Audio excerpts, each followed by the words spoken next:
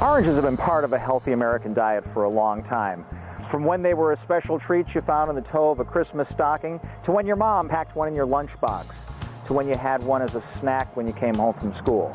Oranges, of course, have been long seen to be a very special food. The Romans and the Greeks thought they were the food of the gods. Hercules got in trouble for stealing oranges from the gods. But more recently, the sweet varieties of oranges came into play, around 500 years ago, just in time for Christopher Columbus to bring them to the New World.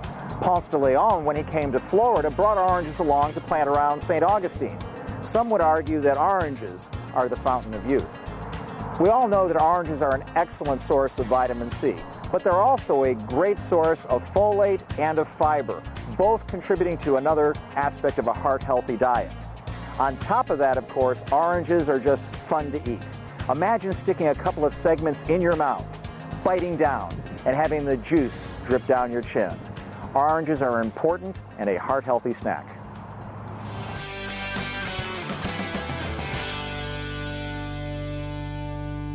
Can you kind of take me through what you eat in an average day? Well, usually I try not to mix breakfast, lunch, or dinner, so most of the time I have like some eggs, pancakes for breakfast. Okay, so how many eggs do you have? How many pancakes? Well, usually it's about 2 eggs, 3 pancakes, bacon, but it got to be real crispy. So, yeah, that's about it for that. And lunchtime. Well, you know what, Alfred? We don't have to go past breakfast. We got some things we could talk about. Okay. How much bacon do you have? Usually 2 to 3 strips of bacon. Because you know what, with those eggs every day and with the bacon every day, if that's the average day, that's a lot of saturated fat. Do you ever think about, that bad fat, the saturated fat, and getting too much? Yeah. Every now and then I'll shy away from it and eat like a turkey sandwich, but most for breakfast? Yeah. Seriously? I usually have a turkey sandwich and pita bread. I usually keep that in the truck. So the good news is you eat breakfast. So you have 3 meals a day?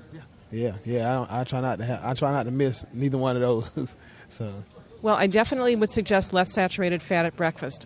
Now, let me ask you this. Do you eat fruits and vegetables? Yes, I eat fruits. A lot of bananas, a lot of oranges, a lot of tangerines.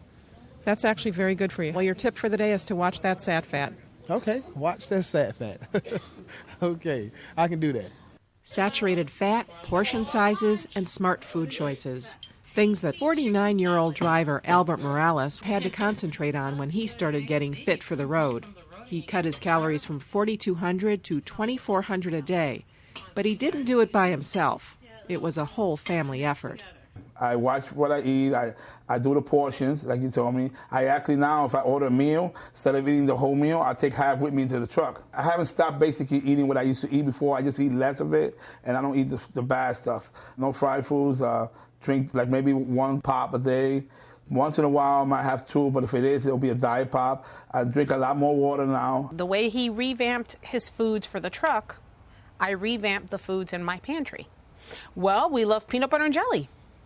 It's now sugar-free peanut butter and jelly. We love ice cream. It's now sugar-free ice cream.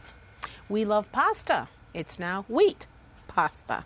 Now, when I go to the supermarkets, if I go to like a Walmart or Publix or whatever, any supermarket, I never did this, but now I look and I read everything you told me, read the back for the sodium. A lot of stuff I have to buy canned stuff so it won't spoil, but I look at, right now they have these soups where they have 50% less sodium. I never thought about it before. Now I walk in there and I grab the Progresso 50% less sodium. I read the sodium. This one got 800, this one got 400, well, I grab that one.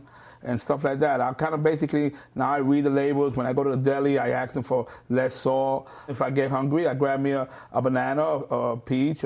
Never did that. Never ate. I wasn't big on fruits. I'm eating a lot of fruits and vegetables. How important is it to you that you and Gigi talk about this on the phone? Very important. It helps. It helps out because she's part of it. I feel like she's doing this and she understands what I'm going through. And it works better for us. I think if I would have been doing this alone, it would have been a lot harder.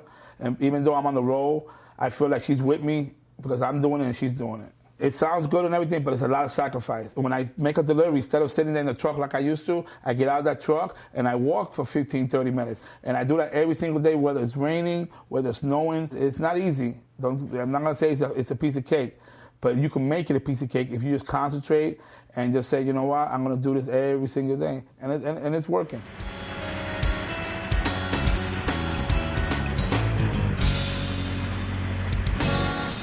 Now it's time for our Roadcookin Mythbuster.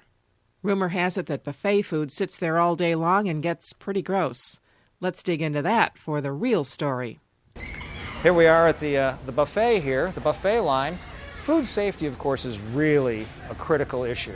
And the manager here, Kinsey, is going to be showing us how they really keep an eye on things in terms of making sure the food that you eat is safe. The buffet does not stay there for a very long time. We have the lunch buffet that goes out at 11 o'clock. At 11 o'clock, that's all fresh food just made. Okay, and then within an hour from that, we go and check the temperature on that buffet. And the temperature, or suppose for the hot food, anywhere between 150 and 160. That's where we look at to make sure that the food is nice, hot, and fresh for the customers. So how do you go about taking the temperature of the food? Okay, first what we do, we calibrate the thermometer to make sure that it's working properly. With cold ice water, should be around 32 degrees. If it's not, that means we need to use a different thermometer. Okay. It's not working. Okay, so for instance, this one is okay here. It does say about 32 here. You may not be able to see it because it's foggy. Okay. So we wipe it down. We have the low alcohol wipes to wipe that's it nice down. And sanitary. Yes, keep it sanitized. And normally we go to a few of them and check. Just stick it in there and you just keep on going. It's about 150 here. If the temperature is not right, we go and check to see what is wrong with the machine. This is how we adjust the temperature for the water.